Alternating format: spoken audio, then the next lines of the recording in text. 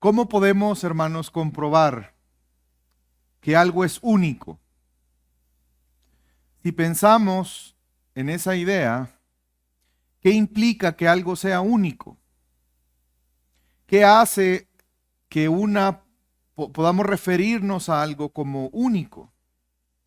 Normalmente cuando pensamos en algo único, estamos pensando en que eso tiene características, atributos o cualidades que lo distinguen de cualquier otra cosa en esa misma categoría, pero que lo hacen ser diferente precisamente por esas características o atributos o cualidades. Lo único, o cuando nos referimos a algo único, no estamos hablando de lo mismo presentado de una forma diferente. Cuando hablamos de algo único, estamos hablando de algo que no tiene comparación, que sus características no están en otro lugar, sino que solo en eso que decimos que es único. Y estamos viendo, hermanos, cómo en el libro de Éxodo Dios quiere que le conozcamos. Pero a Dios le interesa que le conozcamos de tal manera que no exista duda de quién es Él. Él quiere que podamos ver con claridad quién es Él. Que podamos darnos cuenta y reconocer que Él es Dios. Y porque Él es Dios, Él es único. No hay nadie como Él. No existe nadie como Dios. Él es Dios, es el único Dios verdadero. Y vemos cómo a través de las manifestaciones que Dios está haciendo en el libro de Éxodo, Dios está dejando claro quién es Él. Pero no quiero que pierda de vista y en su mente en esta mañana cómo Dios nos va a mostrar que Él es único. Como Él lo ha dicho en muchas ocasiones en la narración de Éxodo, yo soy el Señor. Y eso implica que no hay nadie como Él. Ahora la pregunta es, lo que está surgiendo en la narración que estamos viendo ¿es cierto que Él es único? ¿Es cierto que es el Dios verdadero? Porque los egipcios pues tenían otros dioses.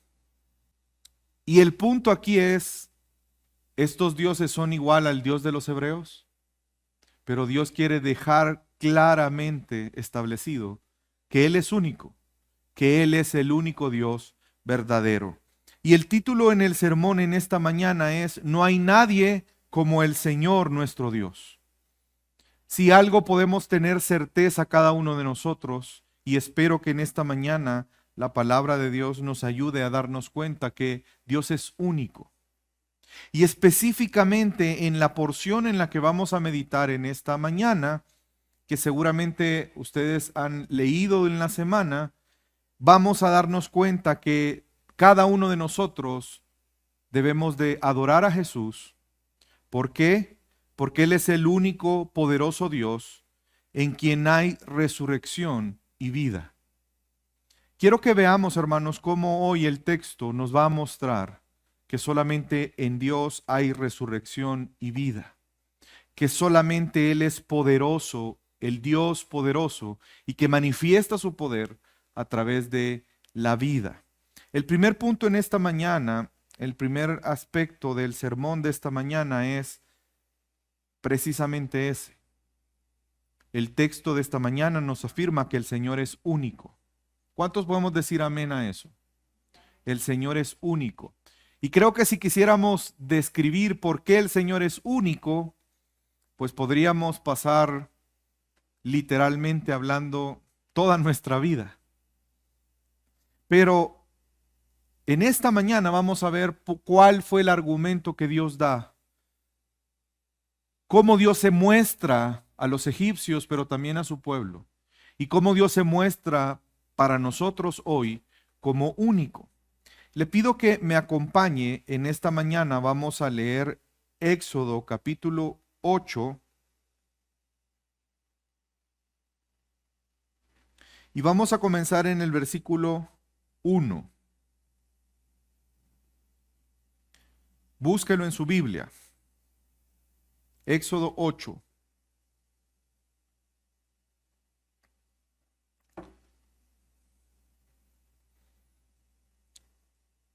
Éxodo 8, versículo 1, y vamos a llegar hasta el versículo 7. Le pido que me siga en la lectura. Entonces el Señor dijo a Moisés: Ve a Faraón y dile, así dice el Señor, deja ir a mi pueblo para que me sirva. Pero si te niegas a dejarlos ir, he aquí, heriré todo tu territorio con ranas. Y el Nilo se llenará de ranas, y subirán y entrarán en tu casa, en tu alcoba, sobre tu cama, en las casas de tus siervos y en tu pueblo, en tus hornos y en tus artesas. Y subirán las ranas sobre ti, sobre tu pueblo y sobre todos tus siervos. Dijo además el Señor a Moisés: Di a Aarón, extiende tu mano con tu vara sobre los ríos, sobre los arroyos, sobre los estanques, y haz que suban ranas sobre la tierra de Egipto. Y extendió Aarón su mano sobre las aguas de Egipto, y las ranas subieron y cubrieron la tierra de Egipto. Y los magos hicieron lo mismo con sus encantamientos e hicieron subir ranas sobre la tierra de Egipto. Si ustedes recuerdan, hermanos, el domingo pasado vimos cómo comienza el juicio de Dios para los egipcios. Y comienza el juicio de Dios a través de el río Nilo. Si ustedes recuerdan, el río Nilo para los egipcios era el dador de la vida, era el sustentador, el bienestar de Egipto era sobre el Nilo. Y de hecho había un dios al cual adoraban, el dios Hapi. Y vimos cómo Dios hirió el Nilo, demostrando así que el sustentador es Él. Sin embargo, Faraón endureció su corazón. El pecado lo hizo endurecer su corazón y no reconocer que Dios es único, el único y verdadero Dios. Y entonces el juicio continuará. Y hoy vemos la continuación de ese juicio a través de dos señales o dos plagas. Y la primera de ellas es esta. Y vemos que la forma en que Dios le pide a Moisés que se acerque a Faraón es recordándole el propósito de lo que está pasando. Todo lo que está pasando es que Faraón está rehusando a dejar ir al pueblo para adorar a Dios, para servir a Dios. Y vemos entonces una pugna entre la voluntad de Dios y la voluntad de Faraón. Deja ir a mi pueblo para que me sirva. Porque como vimos la semana pasada, Dios es un Dios justo. Dios les está haciendo ver a los egipcios el porqué del juicio. No es un capricho de Dios. No es que Dios esté aburrido y quiera aplastar a un pueblo y divertirse aplastándole. Dios está haciendo un juicio, pero Dios ha sido misericordioso, porque en más de una ocasión Él ha traído la palabra, su palabra, a Faraón y a los egipcios, y ellos se han rehusado a escucharle. Pues entonces Dios hará su voluntad. Y no solamente eso, Él quiere ser conocido. Él quiere mostrar su gloria. Él quiere manifestar quién es Él. Y vemos que ese mismo lenguaje que utilizó refiriéndose al Nilo, lo hace ahora con la tierra.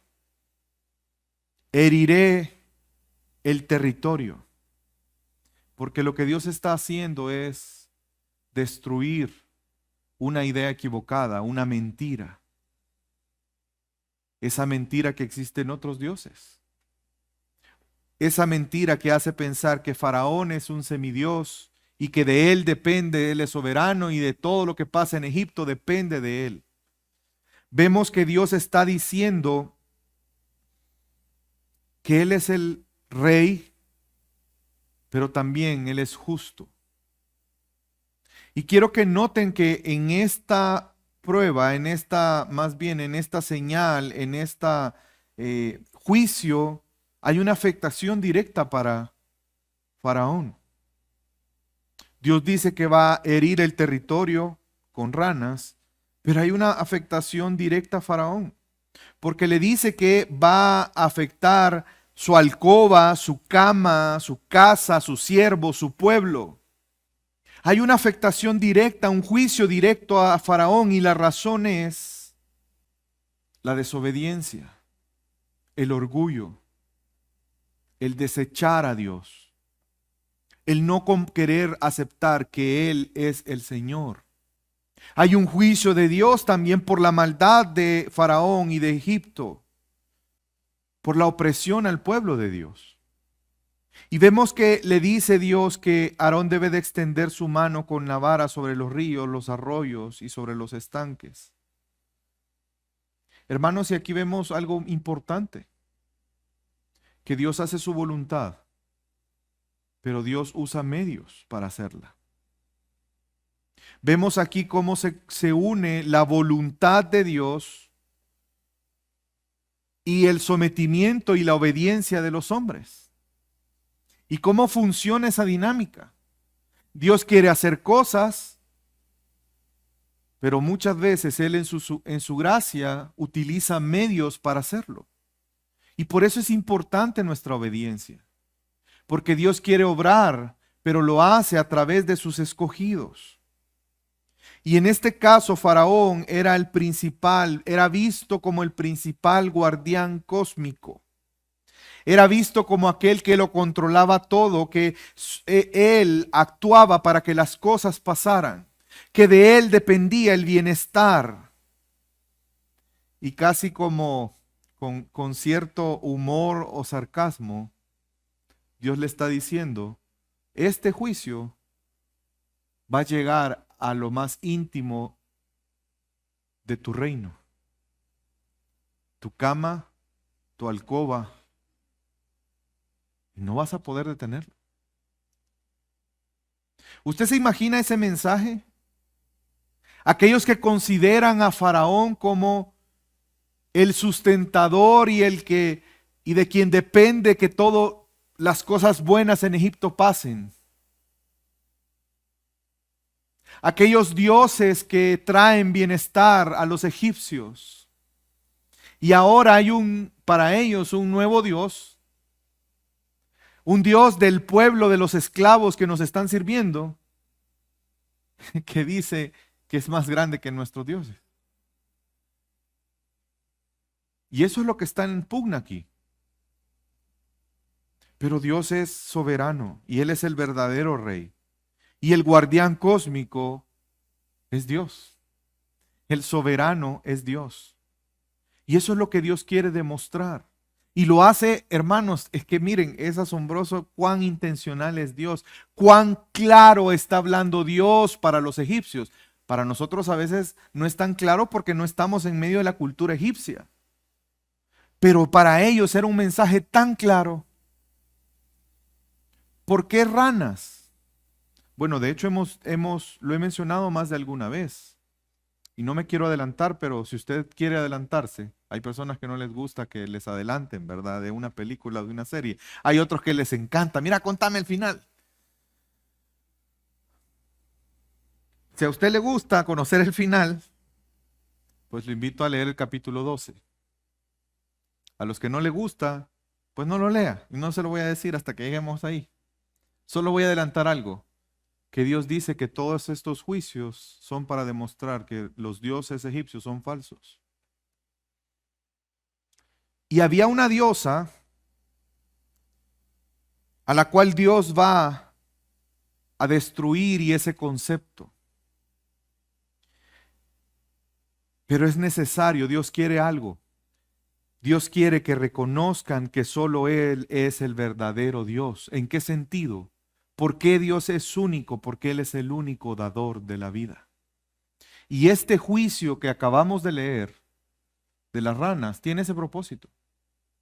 Dios está diciendo que Él es único. ¿En qué sentido es único? Él es el único dador de la vida. ¿Y cómo podemos llegar a esa conclusión? Pues hay que conocer un poco de la cultura. ¿Por qué ranas?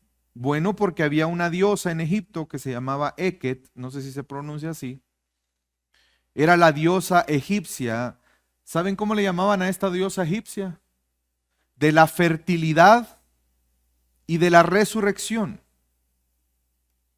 Y si usted ve la imagen en la pantalla, era una mujer, una figura de una mujer con cabeza de rana. Y se creía que esta mujer, esta diosa en forma de mujer con cabeza de rana, era la que ayudaba en el parto. Era la que ayudaba a las mujeres egipcias a parir sin problema porque ella era dadora de vida. De hecho, las mujeres egipcias tenían un amuleto. No sé si usted alcanza a ver ahí un círculo como una cruz. Y ese era el símbolo. Y las mujeres egipcias cuando estaban embarazadas iban a parir tenían ese amuleto. Era vista como una imagen de protección durante el parto. Y precisamente porque veían a esta mujer como una diosa o esta imagen de mujer con cabeza de rana como una diosa, era prohibido matar a las ranas. Eran vistos como animales que representaban larga vida y eternidad. Se creía que de la nariz de esta diosa salía el aliento que daba vida a los cuerpos creados del polvo. ¿No le parece conocida esa idea? Cuerpos creados del polvo que reciben aliento de vida. Pero no reconocían a Dios como el dador de la vida, sino a esta diosa. Y Dios quiere dejar claro que Él es el dador de vida. Tanto así que ese animal, que era un animal visto como parte de un mensaje teológico para ellos, vinculado con una deidad, empezó a ser algo molesto. ¿A quién de aquí le encantan las ranas? Hay pocas personas a las que les gustan las ranas. ¿Usted se imagina llegar a su casa, levantar las sábanas y ver su cama llena de ranas?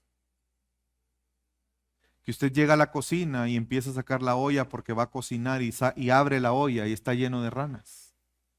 Saca la cesta de pan y se da cuenta que en medio del pan están las ranas. Va al baño y el piso está lleno de ranas. ¿Usted se imagina qué produce eso en una persona? Si ver una rana a veces es feo, incómodo, imagínense ustedes a ese nivel. Es que es lo que Dios quería generar en ellos, una repugnancia a las ranas. ¿Ve cómo Dios es intencional en lo que está haciendo? Y cómo está hablando fuerte y claro. Y veamos lo que pasó. Fue tan incómodo que pareciera ser que cumplió su propósito. Versículo 8. Entonces Faraón llamó a Moisés y Aarón y dijo: rogad al Señor para que quite las ranas de mí y de mi pueblo. Y yo dejaré ir al pueblo para que ofrezcan sacrificio al Señor. Y Moisés dijo a Faraón: dígnate, decirme cuándo he de rogar por ti, por tus siervos y por tu pueblo, para que las ranas sean quitadas de ti, de tus casas, y queden solamente en el río. Dime cuándo. Y eso tiene una intención, no es que la voluntad de Faraón está por encima de la voluntad de Dios. Es que Dios iba a utilizar eso para que se entendiera que esto no es una casualidad. Dime cuándo quieres que pase. Yo voy a pedir al Señor para que se haga así. Vemos que Dios está inmiscuyendo en lo que los egipcios llamaban el Ma'at. ¿Qué es el Ma'at? El orden cósmico y verdadero producido por Faraón. Era un caos. Y Faraón no hallaba cómo detener ese caos. Ni sus hechiceros, ni sus dioses, ni él no sabía cómo detener esto, que era un caos, una incomodidad. Dios está juzgando a Faraón y a sus dioses. Dios está juzgando esa idea de un falso Dios. Dios está mostrando una vez más que las aguas que eran vistas como las dadores de bienestar, ¿de dónde salieron las ranas? De las aguas. Es decir, las aguas ya no están dando el bienestar. Las aguas están dando animales que son molestos, incómodos y ya no los queremos. Clausuren el Nilo. ¿Ve cómo Dios está botando ideas falsas? Y está demostrando la verdad. ¿Quién es el único verdadero Dios? Y vemos versículo 10. Y él respondió: mañana. Hazlo mañana, Moisés. Entonces Moisés dijo: sea conforme a tu palabra. Pero miren por qué. No porque tú eres el soberano.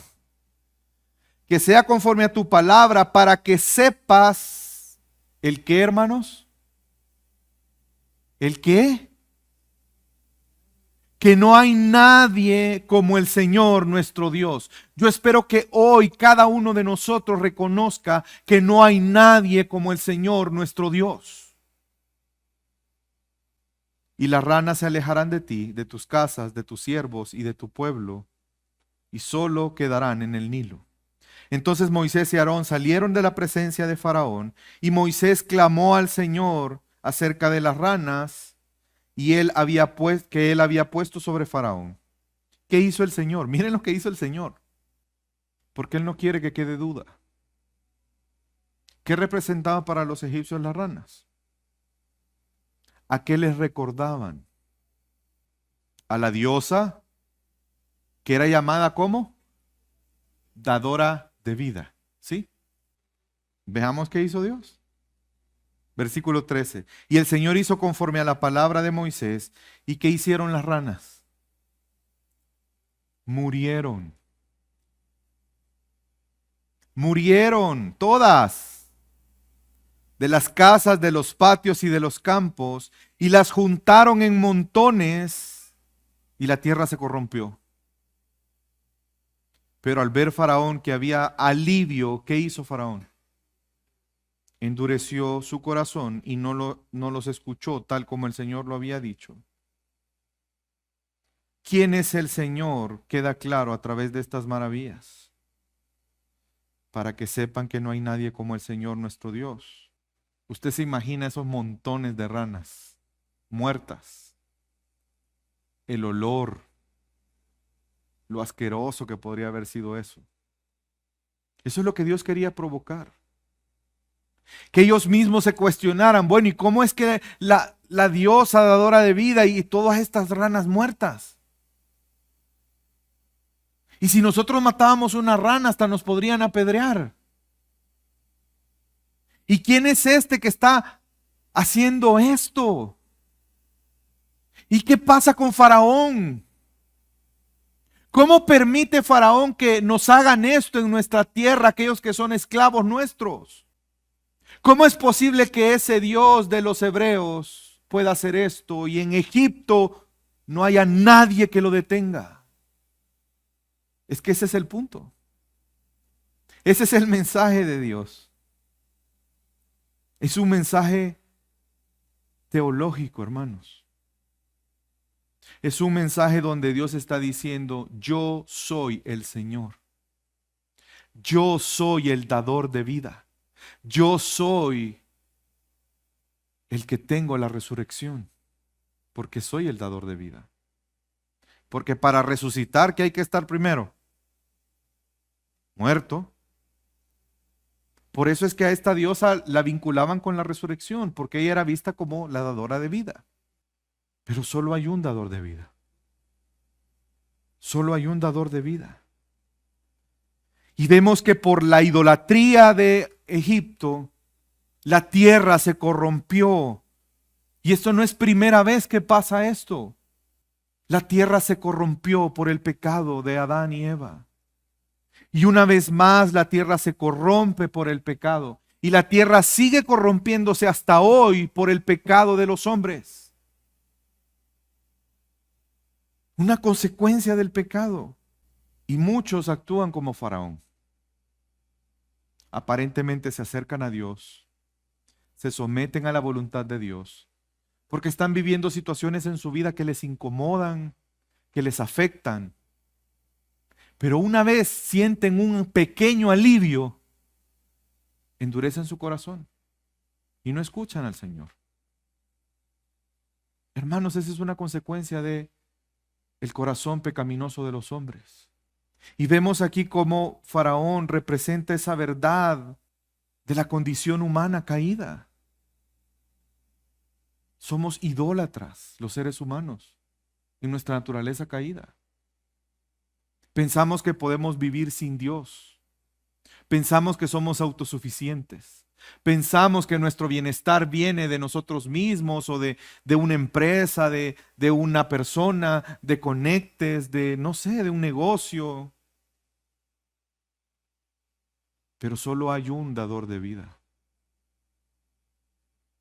Solo hay un Dios verdadero. Fue Dios quien obró con poder para revelarse. Hermanos, eso debe de animarnos a nosotros. No solo al ver que Dios nos ha dado vida. Debe de animarnos a saber que el único Dios verdadero obra su voluntad. Y que como Moisés y Aarón, nosotros también somos llamados a ser un instrumento de Dios para traer vida. No importa que Faraón se oponga. No importa que Faraón no quiera. Eso debe de animarnos. No importa qué tan muerto se vea a alguien. Dios es el dador de vida. A veces pensamos, no, ese es demasiado malo como para que se arrepienta.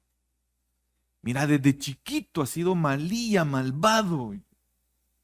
Yo no creo. Es que el Señor es el dador de vida. Tú y yo somos una evidencia de eso. Por cuanto estábamos muertos en nuestros delitos y pecados. Y por la fe en Cristo Jesús, Dios nos dio vida juntamente con Él.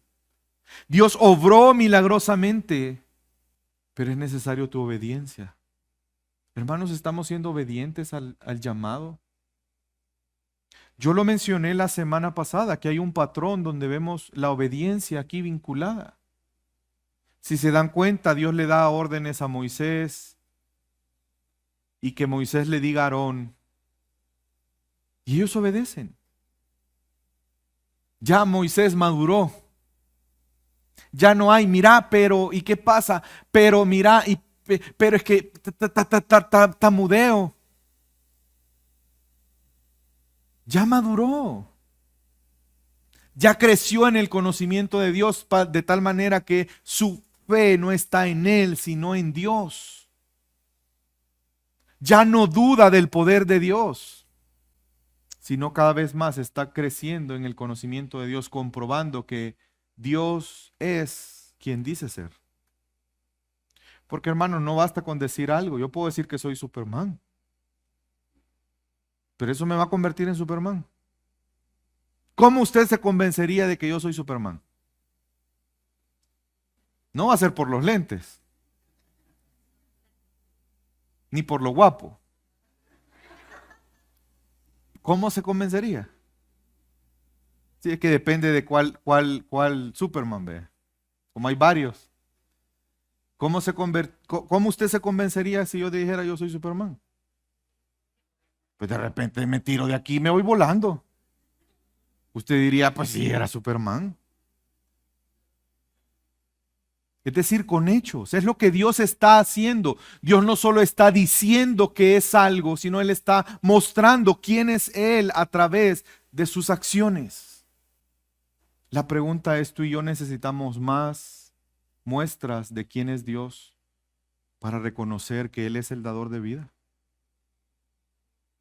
Entonces no dudemos para proclamar el Evangelio.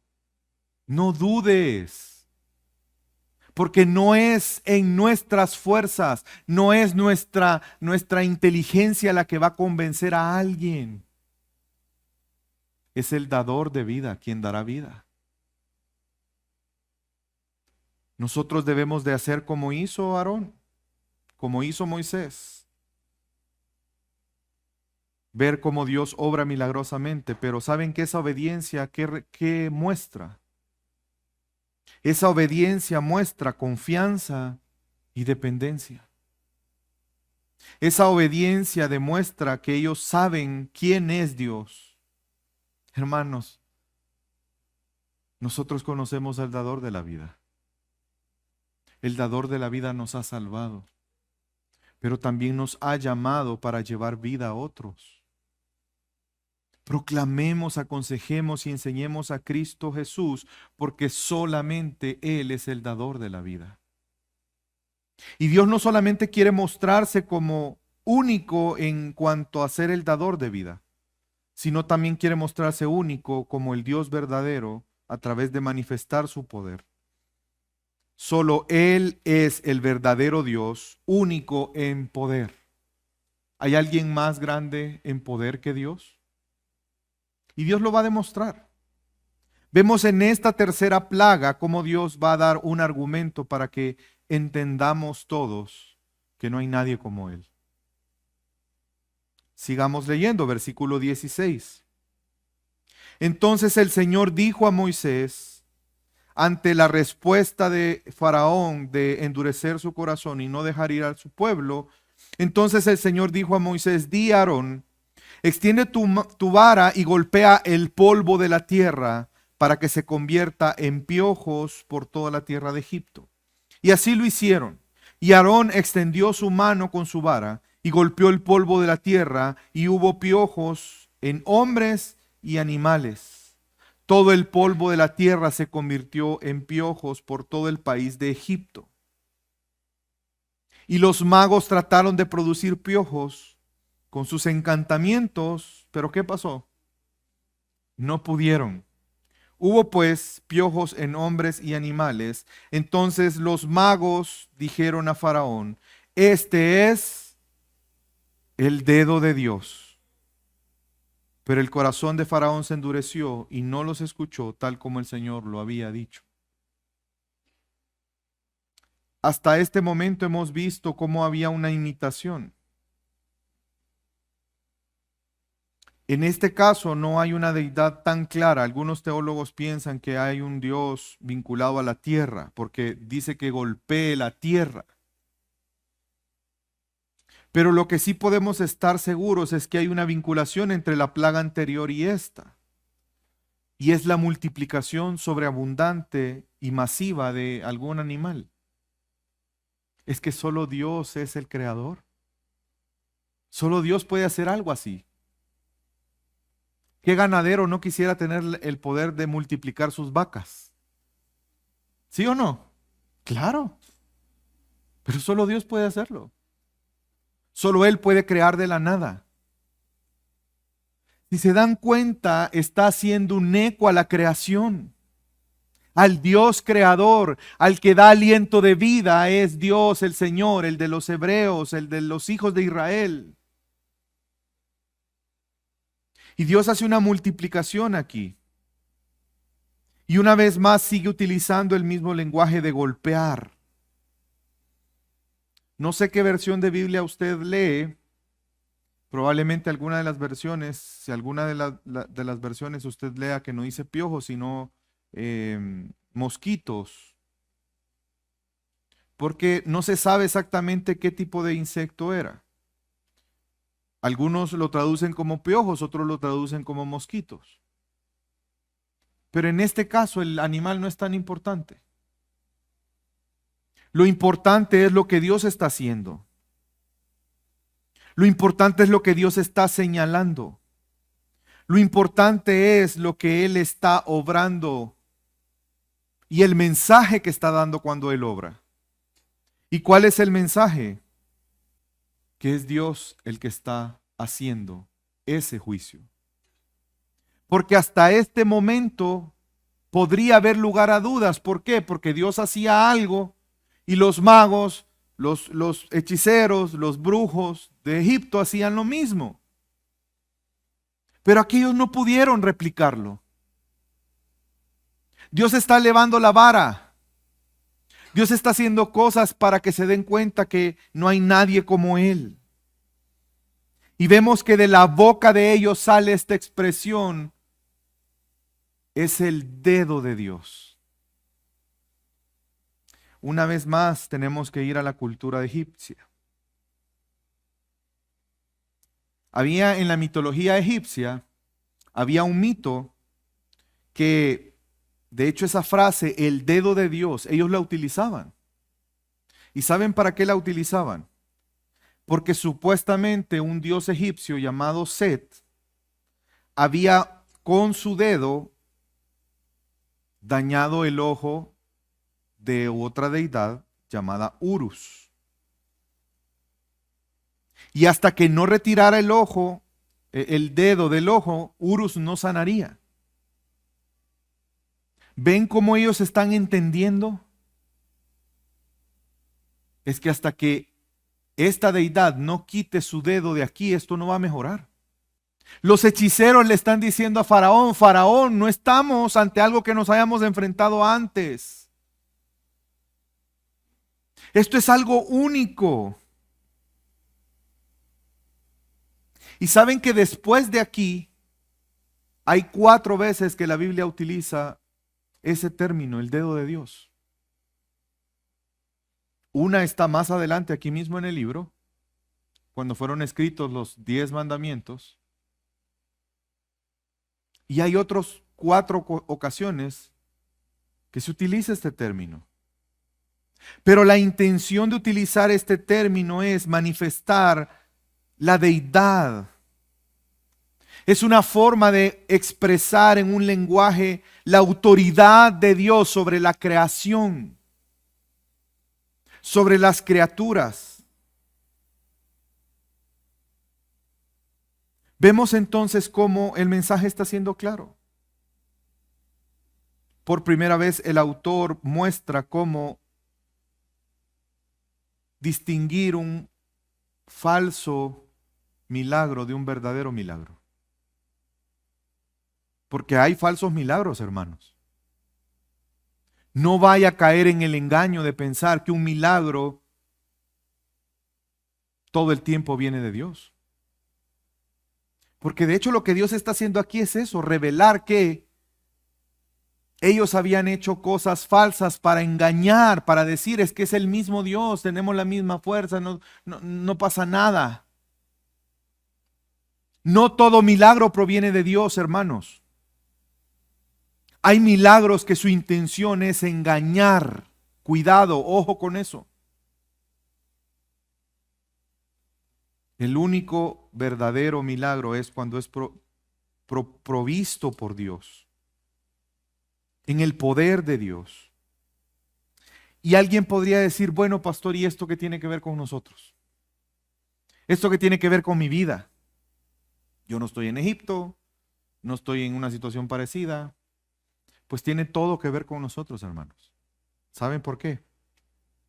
Porque debemos de reconocer que solo en Jesús hay resurrección y vida. Hermanos, amigos que nos visitan hoy, solo en Jesús hay resurrección y vida. Y quiero que me acompañe a leer el Evangelio de Juan, capítulo 11, versículo 25 al 27. Jesús les dijo: yo soy la resurrección y la vida. El que cree en mí, aunque muera, vivirá. Si usted ve el contexto de lo que está pasando en este pasaje, es: Lázaro ha muerto.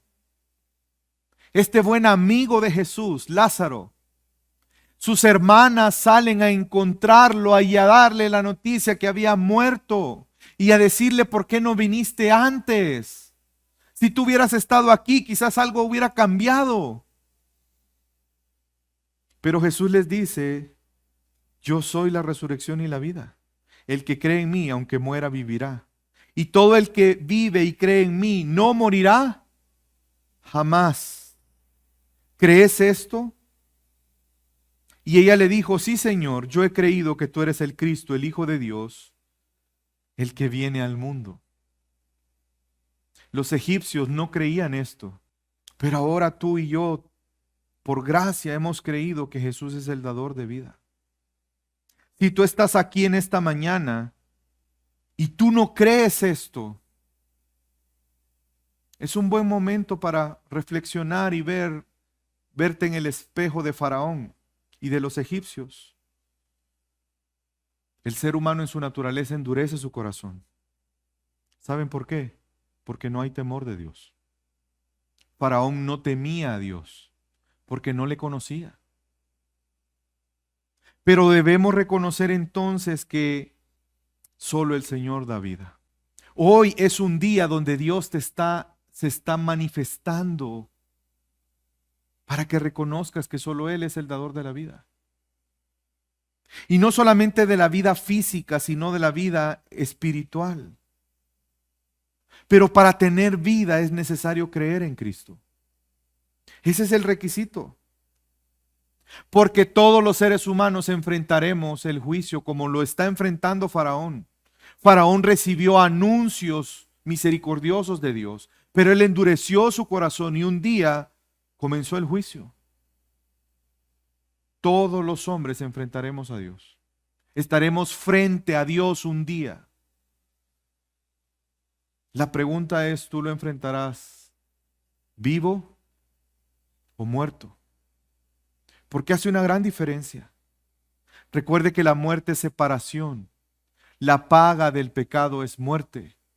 El pecado nos separa de Dios nuestro Creador. El pecado nos separa de tener comunión con Dios. Pero hoy es una buena noticia. ¿Cuál es la buena noticia? Que tú puedes conocer al dador de vida. Jesús es el dador de vida. Él es la resurrección y la vida. Y todo aquel que cree en Él, aunque muera físicamente, no va a morir espiritualmente. Y es más, porque Él es el dador de vida y Él nos ha dado vida, nosotros tenemos esperanza de la resurrección. Porque aunque podamos morir físicamente, un día seremos resucitados con Él. Porque Él nos ha dado vida. Si tú eres un hijo de Dios y crees esto, si tú reconoces que Jesús es el dador de vida, yo te invito a que disfrutes de la vida. ¿En qué sentido tú puedes disfrutar de la vida? No me refiero a vivir la vida loca. Jesús dijo que es la vida eterna. Juan 17:3. Y esta es la vida eterna. 2 puntos. Que te conozcan a ti, el único Dios verdadero, y a Jesucristo, a quien tú has enviado. Si tú eres un hijo de Dios, disfruta la vida eterna hoy. ¿Por qué? Porque tú conoces al dador de la vida. Porque tú tienes una relación personal con Él. Disfruta de eso, disfruta de conocer a Dios en Cristo, disfruta de esa verdad, de saber que nuestra vida está resguardada en Él. Disfruta de reconocer que solo en Él podemos encontrar palabras de vida eterna. Hermanos, si tú piensas, o amigos que nos visitan, que tu matrimonio necesita vida, ve a Cristo. Él es el dador de la vida.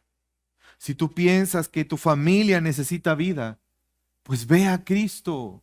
No importando la situación que tú estés viviendo, Jesús es el único dador de vida.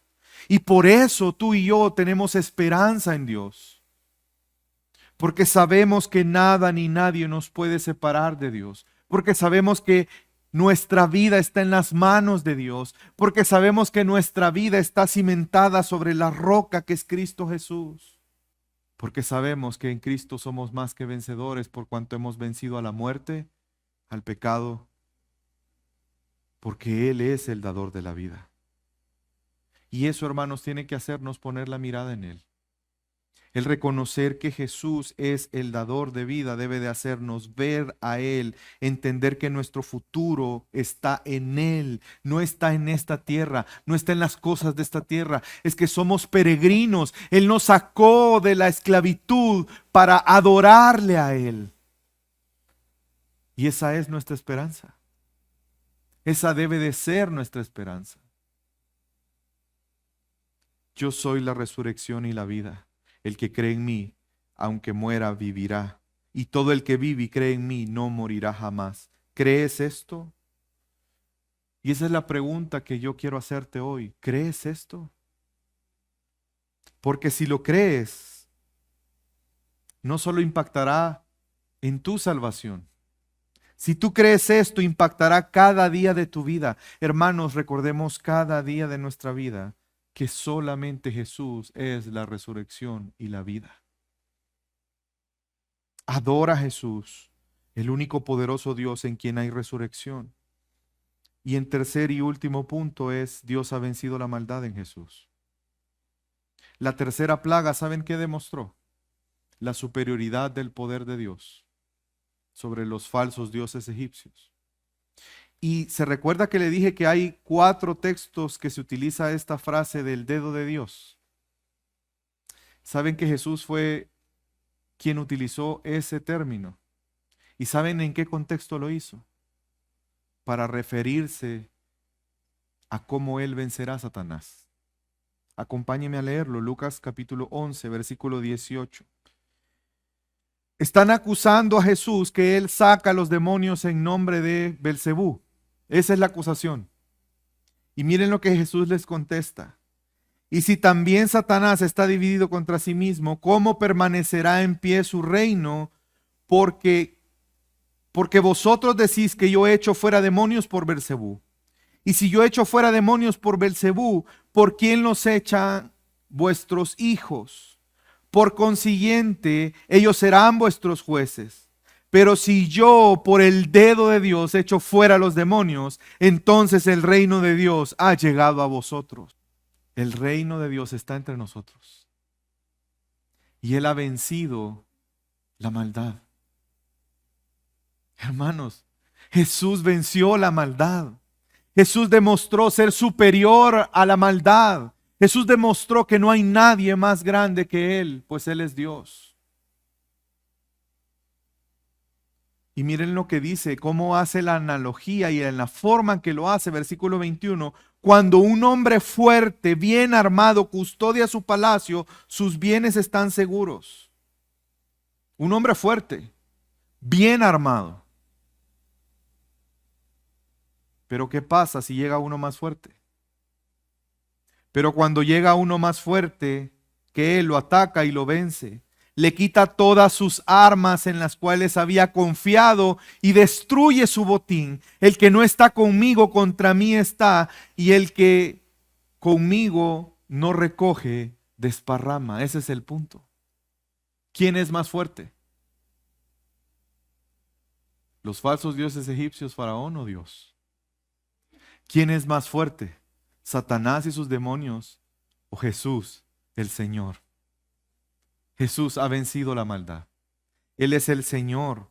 Y vemos cómo esta historia nos hace reflexionar acerca de la verdad de quién es Dios. Él es el Señor sobre todas las cosas. Él es el dador de la vida. Él es el que está por encima de la maldad. El dedo de Dios ha obrado poderosamente para vencer la maldad al enemigo. No importa cuán malo puedas sentirte hoy. Y Dios ha vencido la maldad en Cristo Jesús. No solamente la maldad de Satanás.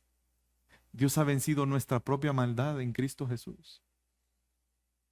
¿Por qué? Porque ya no estamos separados de Dios. Dios ha obrado poderosamente nuestra salvación.